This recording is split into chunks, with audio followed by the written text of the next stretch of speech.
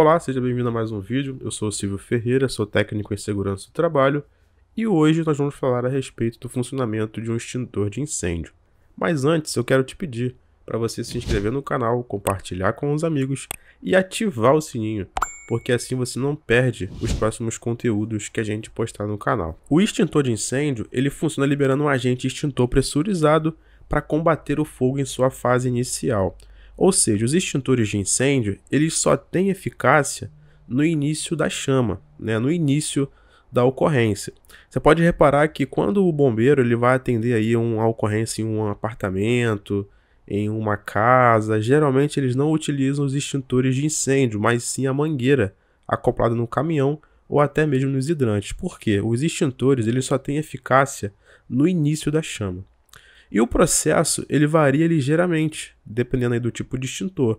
Mas o princípio fundamental do extintor é remover um dos elementos do triângulo do fogo, seja o combustível, o calor ou até mesmo o oxigênio. Aqui na esquerda nós temos o triângulo do fogo, que é composto por 3 elementos: combustível, comburente e calor. Essa informação ela é um pouco mais antiga. Você vai encontrar o triângulo do fogo nos livros mais antigos, nas apostilas mais antigas. Nos livros mais recentes, nas apostilas mais recentes, você vai encontrar o tetaedro do fogo. E qual que é a diferença do triângulo do fogo para o tetaedro do fogo? Bom, no triângulo do fogo foi constatado 3 elementos para ocorrer o fogo, a chama. Só que no tetraedro do fogo foi incluído mais um elemento, chamado reação em cadeia. Foi constatado que o combustível, mais o calor, mais o comburente, ele não era perfeito para que o fogo ocorresse. Então era necessário também uma reação em cadeia. E o que é essa reação em cadeia? Essa reação em cadeia nada mais é do que as condições perfeitas para que o fogo ocorra. Lembrando que o fogo ele se autossustenta. Por isso que os modos de extinção é você desequilibrar essa reação em cadeia. Então você pode utilizar tanto o tetaedro do fogo quanto também o triângulo do fogo. As duas informações estão certas. Porém, o tetaedro do fogo vai ficar um pouco mais completa, dependendo da informação que você for disseminar. Em relação ao funcionamento de um extintor de incêndio, a maioria dos extintores opera com um sistema de pressão, seja por meio de um gás propilente interno ou no próprio agente extintor. Aqui nessa imagem nós temos uma representação de um extintor de incêndio completo. E agora nós vamos entender como que funciona, cada parte. Aqui no início, no topo do extintor, nós temos o conjunto de válvula, que também acompanha o gatilho. É por aqui que você vai apertar, para que o agente extintor saia. Aqui no interior do cilindro, esse extintor está partido ao meio, ele está fatiado para que a gente possa enxergar o que está dentro. Nessa parte aqui, de cima, está a câmara de expansão. Lembrando que o extintor, ele nunca é preenchido 100% até o topo, até o gargalo. Por que não? Porque tem que ter um espaço para colocar o gás propilente. E aqui nessa área nós temos o tubo sifão, que está aqui nesse meio. É por aqui que o agente extintor vai sair. Esse cilindro ele é pressurizado, não tem por onde sair a não ser por esse sifão. Aqui está a câmara de expansão, onde pressiona esse agente extintor. E quando você aciona o gatilho, o único caminho que dá para sair esse agente extintor é pela mangueira ou pelo difusor. Então essa é a construção do extintor. Aqui nós temos o agente extintor, que é essa parte cinza, podendo ser água, podendo ser pó químico seco, espuma, entre outros agentes extintores. Aqui nós temos, nessa parte de fora aqui vermelha, nós temos o corpo do cilindro. E nessa parte aqui nós temos o conjunto de mangueiras e difusor. Lembrando que quando acompanha esse difusor, geralmente o extintor é de CO2. Quando tem somente a mangueirinha, é de água. Geralmente é assim que funciona. Agora, em relação ao modo de extinção. Bom, em relação ao modo de extinção, nós temos 4 modos. O primeiro, por abafamento. Segundo, resfriamento, isolamento e abafamento químico. Esses são os métodos de extinção de incêndio que atuam removendo um dos elementos necessários para a combustão, conforme o triângulo do fogo. Cada modo de extinção ele vai atuar de uma forma. Para apagar um incêndio, é preciso interromper a reação em cadeia que se forma entre o calor, combustível e comburente, que são os elementos do triângulo do fogo. A extinção por abafamento consiste em remover o comburente, ou seja, o oxigênio do fogo, impedindo o seu contato com o material que está sendo queimado. Por exemplo, quando você cobre uma panela em chamas com uma tampa, você está retirando o oxigênio. Então, esse modo de extinção se chama abafamento. O outro modo é por resfriamento. O objetivo é retirar o calor do material que está queimando, diminuindo a sua temperatura até que ele não consiga mais produzir os gases e vapores necessários para a combustão. Por exemplo, usar água para resfriar um incêndio de classe A, como por exemplo madeira, papel, tecido. Agora, por isolamento é um pouco diferente. Essa técnica ela envolve a remoção ou isolamento do combustível, que é o material que está em combustão ou que está próximo ao fogo. Por exemplo, retirar materiais inflamáveis do local para que o fogo não se espalhe. Esse módulo é por remoção, né, ou por isolamento.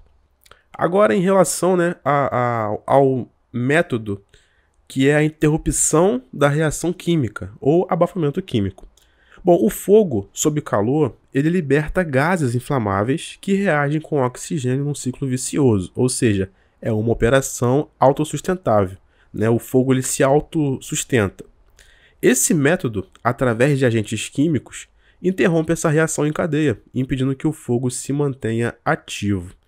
Por exemplo, os extintores de pó químico seco, ou CO2, eles podem ser utilizados, né, na interrupção desta reação, além de realizarem abafamento.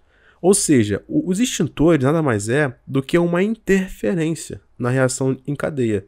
O fogo está ali acontecendo, né, é um ciclo, e quando eu coloco um agente extintor, eu interfiro nessa reação. E quando eu interfiro, essa reação ela fica desequilibrada. E aí ocorre a extinção do fogo. Agora, em relação à classe de incêndio, lembrando que no canal tem um vídeo mais específico sobre isso, um vídeo mais completo. Eu vou colocar aqui no card. Eu só coloquei aqui nessa aula para que você não ficasse perdido, né, e pudesse entender um pouco melhor sobre as classes de incêndio. Bom, em relação às classes de incêndio, nós temos 5 classes de incêndio. Nós temos a classe A, que são os materiais ordinários, madeira, papel, tecido, borracha e plástico. Nós temos a classe B, que são os líquidos e gases inflamáveis, como gasolina, petróleo, tinta, solvente, propano, entre outros materiais. Temos a classe C, que são os equipamentos elétricos energizados, como computadores, motores, transformadores, televisores, entre outros equipamentos. Em relação aos equipamentos elétricos energizados, é o seguinte: por mais que o equipamento ele não esteja em funcionamento, mas se ele estiver conectado à tomada, ele deve ser considerado como um equipamento elétrico energizado.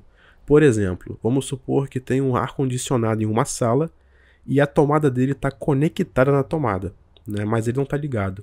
Mesmo que ele não esteja ligado, ele não esteja em operação, ele deve ser considerado como um equipamento elétrico energizado. A categoria D é uma categoria específica, que é para metais combustíveis, como por exemplo magnésio, titânio, zircônio, sódio, lítio, potássio, entre outros. A categoria K é também uma categoria específica, que é para óleos e gorduras de cozinha. Geralmente gorduras animais, né, gorduras vegetais, e é mais encontrado em cozinhas industriais, restaurantes, cozinhas aí de grande porte. Agora, tipo de extintor e seus princípios. O método de combate ao fogo, ele depende muito do agente extintor que cada equipamento utiliza. Ou seja, existe um equipamento, existe um extintor para cada classe de incêndio. Não é tudo a mesma coisa. O extintor de água, ele é da classe A, e o princípio dele, o modo de atuação dele é por resfriamento. Então a água, ela absorve o calor do material em combustão, resfriando até que a temperatura caia, né, abaixo do ponto de ignição, apagando o fogo. A indicação desse extintor, geralmente ele é para materiais sólidos, como madeira, papel e tecido. Já os extintores de pó químico seco, eles são designados para a classe B e C. O principal modo de atuação dele é por abafamento e por também interrupção da reação química. O pó químico ele reage com calor e forma uma camada que isola o oxigênio e abafa o fogo. A reação também inibe a cadeia química da combustão. A indicação desse extintor é para a classe B, que são líquidos inflamáveis, e também para a classe C, equipamentos elétricos energizados. Porém, em alguns casos, como por exemplo servidores de computadores, laboratórios que têm computadores mais caros, computadores mais sofisticados, não se deve utilizar o extintor de pó químico seco. Por quê? Porque quando esse pó ele entra em contato com placas ou circuitos eletrônicos, ele danifica. Então, se for um servidor de computadores, não seria interessante utilizar um extintor de pó químico seco. Nesse caso, é utilizado o CO2, o extintor de pó químico seco especial. Ele também é de pó químico seco, porém ele entra na categoria especial. Por quê? Porque geralmente ele utiliza o cloreto de sódio, tá? Então a principal atuação dele é por abafamento e pela interrupção da reação química. O pó químico seco, geralmente à base de cloreto de sódio, ele reage com calor, formando uma camada que isola o oxigênio e abafa o fogo. A indicação desse extintor é para classes de incêndio D, como por exemplo sódio, zinco, magnésio, potássio, bário, cálcio, alumínio, entre outros. Repare o seguinte, esse extintor ele é designado para a classe D, que são para metais pirofóricos, ou seja, metais que pegam fogo em contato com o ar, tá bom? Esse tipo de extintor ele não deve ser utilizado em baterias de lítio. Repare que ele deve ser utilizado em ligas que possam conter lítio até 20%, ou seja, uma liga misturada. Agora, se for 100% lítio, não se pode utilizar esse extintor. Aqui nós temos nessa imagem alguns tipos de extintores para reforçar aquela informação que nós estávamos conversando anteriormente. A classe A, que é o triângulo ali, né, verde, com um azinho, é indicado para tecido, madeira, borracha, papel, plástico. Lembrando que nos extintores é obrigatório conter uma informação para qual classe ele serve, tá? É obrigatório conter no cilindro ali. A classe B, como por exemplo gasolina, graxa, óleo, querosene. A classe C, fogo em eletricidade ou equipamentos energizados, né? A classe D, para metais combustíveis. E a classe K, que é fogo em cozinhas, que geralmente é utilizado para gorduras animais ou vegetais. Como deve se utilizar um extintor? Para se utilizar o extintor, você primeiro precisa remover o pino de segurança para romper o lacre. Isso impede um acionamento acidental, por isso que tem a trava de segurança nele, que é um pino, né? Depois, você precisa da liberação do agente. Como é que você faz isso? Você aperta o gatilho, a válvula ela é acionada, permitindo que o gás pressurizado force o agente extintor a sair pela mangueira e pelo bico. E ao combater o fogo, você precisa apontar o extintor para a base do fogo, nunca para o topo. E aí você aplica o agente na origem das chamas para extinguir o incêndio. Nunca aponte o extintor para o topo do fogo, e sim para a base. Esse foi o vídeo de hoje, espero que você tenha gostado. Se você gostou, não se esqueça de deixar aquele like e de se inscrever no canal.